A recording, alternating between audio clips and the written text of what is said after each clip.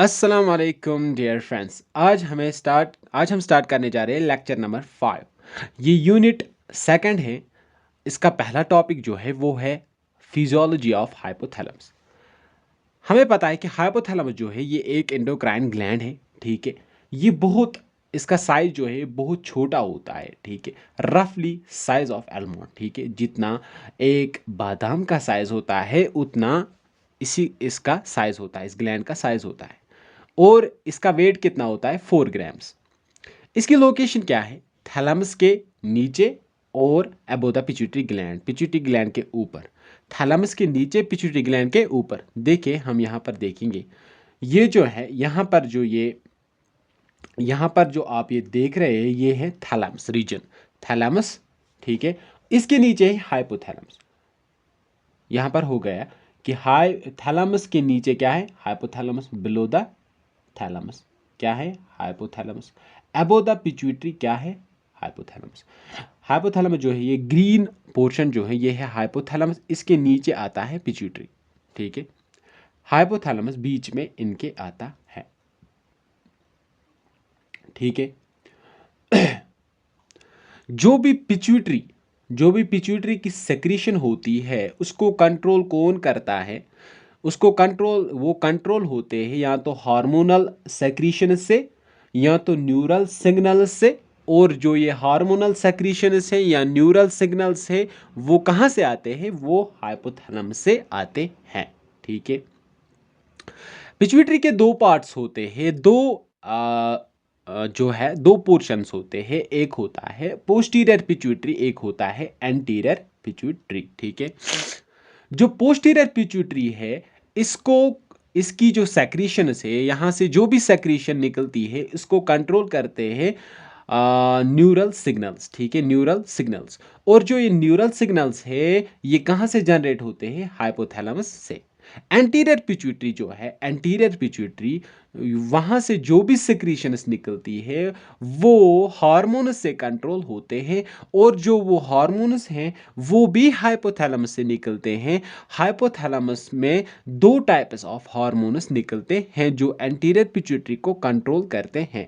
एक होता है हाइपोथैलेमिक रिलीजिंग हार्मोन, एक होता है हाइपोथैलेमिक इनहिबिटिंग हार्मोन। ठीक है, और जो ये हाइपोथैलेमिक रिलीजिंग हार्मोन है या हाइपोथैलेमिक इनहिबिटिंग हार्मोन है, ये सेक्रीट किए जाते हैं बहुत छोटे ब्लड वेसल्स में। और उन ब्लड वेसल्स, उस ब्लड वेसल जो है ये एक नेटवर्क है, उस नेटवर्क ब्लड वेसल्स का नेटवर्क जो होता है उसको हम कहते हैं हाइपोथैलेमिक हाइपोफाइशियल पोर्टल सिस्टम। देखिए यहाँ पर हम देखेंगे डायग्राम में।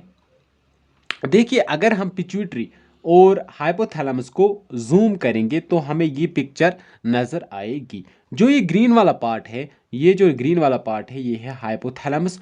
और इसके नीचे जो है ये है पिट्यूटरी ग्लैंड। पिट्यूटरी ग्लैंड जो है ये इसके दो पार्ट्स हैं, एक है पोस्टीरियर पिट्यूटरी, एक है एंटीरियर पिट्यूटरी। ये वाला एंटीरियर है, ये वाला पोस्टीरियर है। ठीक है, और जो ये रेड कलर मैंने बनाया है यहाँ पे, ये जो है ये हाइपोथैलेमिक हाइपोफाइशियल पोर्टल सिस्टम है। ठीक है, यहाँ पर ये ब्लड वेसल्स का नेटवर्क है।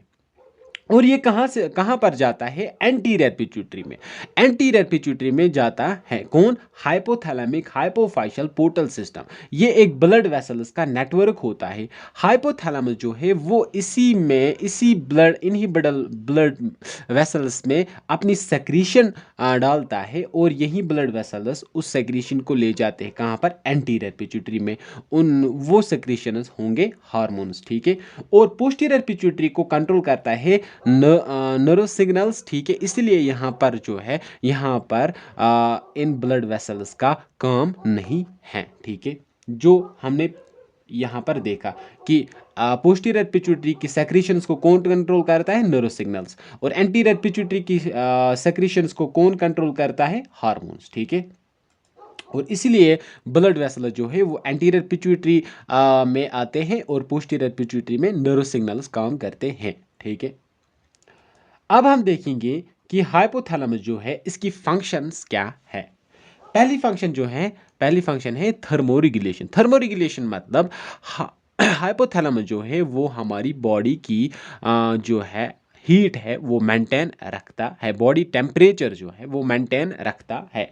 थर्मोरेगुलेशन मतलब हमारी बॉडी का जो भी टेम्परेचर है उसको मेंटेन रखना, और उसको कहते हैं थर्मोरेगुलेशन। उस प्रोसेस को हम क्या कहते हैं? थर्मोरेगुलेशन। हाइपोथैलेमस जो है ये मेंटेन और एडजस्ट करता है हमारी बॉडी टेम्परेचर को, किसके ज़रिए से? ऑटोनॉमस नर्वस सिस्टम के ज़रिए से और एंडोक्राइन ग्लैंड्स के ज़रिए से। देखिए, अगर हमारी बॉडी का टेम्परेचर ऊपर जाएगा यानी कि हाई हो जाएगा, तो हमारी बॉडी में होते हैं थर्मोरिसेप्टर्स, वो डिटेक्ट करेंगे कि हमारी बॉडी में हाई टेम्परेचर है, और वो ऑटोनॉमस नर्वस सिस्टम के ज़रिए से हाइपोथैलेमस को ये सिग्नल देंगे कि ये बॉडी में हाई टेम्परेचर है। बॉडी क्या कराए, ये हाइपोथैलेमस क्या करेगा? ये स्वेट ग्लैंड्स को एक्टिवेट कराएगा और स्वेट ग्लैंड से स्वेट को सेक्रीट कराएगा। स्वेट जो है, स्वेट हमारी बॉडी को कूलिंग इफेक्ट देगा और वैसोडाइलेशन कराएगा। वैसोडाइलेशन मतलब हमारी ब्लड वेसल्स की डायलेशन कराएगा, हमारी ब्लड वेसल्स खुल जाएंगे, ठीक है। और जब वो खुल जाएंगे तो ब्लड फ्लो ज़्यादा होगा। जब ब्लड फ्लो ज़्यादा होगा तो हमारी बॉडी में हीट सेपरेट हो जाएगी, ठीक है। जब हीट सेपरेट हो जाएगी तो हमारी बॉडी में जल्दी जल्दी जो वो हीट है वो बाहर निकलनी शुरू हो जाएगी। इसके बाद हम पढ़ेंगे कि हमारी बॉडी में अगर ठंडक ज़्यादा हो जाएगी यानी कि कोल्ड, हमारी बॉडी कोल्ड की तरफ ज़्यादा आ जाएगी, हमारी बॉडी में कोल्ड ज़्यादा बढ़ जाएगा, ठीक है। तो क्या हो जाएगा? तो हमारी थर्मोरिसेप्टर्स जो है वो डिटेक्ट करेंगे कि हमारी बॉडी ठंडी है, और जब ठंडी है हमारी बॉडी तो वो सिग्नल देंगे ऑटोनॉमस नर्वस सिस्टम को। जब ऑटोनॉमस नर्वस सिस्टम में सिग्नल पहुंच जाएगा तो हाइपोथैलेमस को एक्टिवेट करेगा। हाइपोथैलेमस क्या कराएगा? शिवरिंग। शिवरिंग मतलब थरथराहट, कपकपाहट हमारी बॉडी में कराएगा, मसल्स की कंट्रैक्शन रिलैक्सेशन कराएगा, जिसकी वजह से शिवरिंग हो जाएगी, ठीक है। और जिसकी जब श्यूरिंग हो जाएगी, मसल्स की कंट्रैक्शन रिलैक्सेशन हो जाएगी, तो क्या हो जाएगा? हमारी बॉडी में हीट जनरेट हो जाएगी। वैसो कॉन्स्ट्रिक्शन, वैसो कॉन्स्ट्रिक्शन मतलब हमारी बॉडी जो है वो ब्लड वेसल्स को कॉन्ट्रैक्ट कराएगा। कॉन्ट्रैक्ट इसलिए कराएगा क्योंकि ब्लड फ्लो ज़्यादा नहीं हो जाएगा।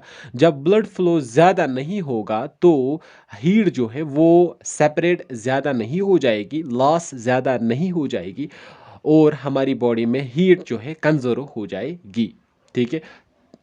थर्मोजेनेसिस, थर्मोजेनेसिस मतलब इसका मतलब हो गया कि हमारी बॉडी जो है वो हीट को जनरेट करेगी, हीट बनाएगी। कैसे बनाएगी?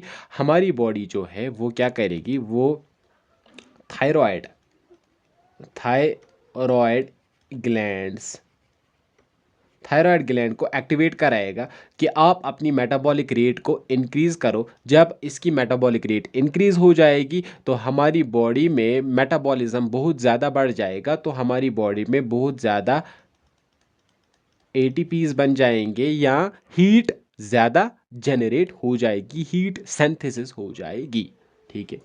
इसके बाद हम आते हैं दूसरे फंक्शन पर, उसको हम कहते हैं सर्केडियन रिदम। सर्केडियन रिदम मतलब हमारी बॉडी जो है उसको कब सोना है, कब उठना है, कब सोना है, कब जागना है, ये कौन तय करेगा? ये करेगा हाइपोथैलेमस, ठीक है। हाइपोथैलेमस कराएगा सिक्रीशन मेलाटोनिन की। मेलाटोनिन जो है, मेलाटोनिन पाइनियल ग्लैंड की सिक्रीशन है, ठीक है, एक हार्मोन है, ठीक है। ये रेस्पॉन्सिबल है सर्केडियन रिदम के लिए यानी कि स्लीप वेक साइकिल के लिए। इसके बाद कंट्रोल एपेटाइट्स।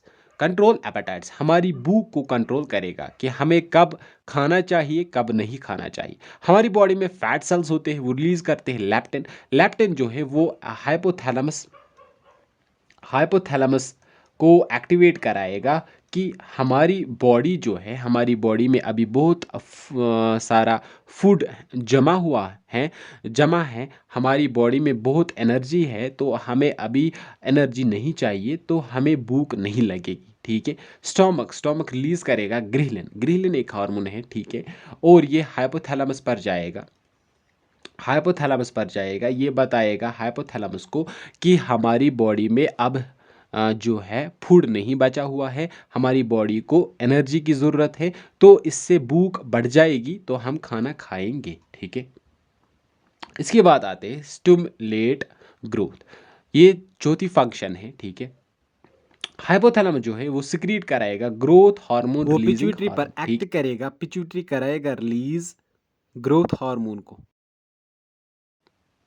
ग्रोथ हार्मोन को रिलीज कराएगा जिसकी वजह से हमारी बॉडी की ग्रोथ हो जाएगी। ठीक है, तो तीसरी जो फंक्शन है वो है स्ट्रेस रेस्पॉन्स। हाइपोथैलेमस कैसे स्ट्रेस को रेस्पॉन्ड करता है?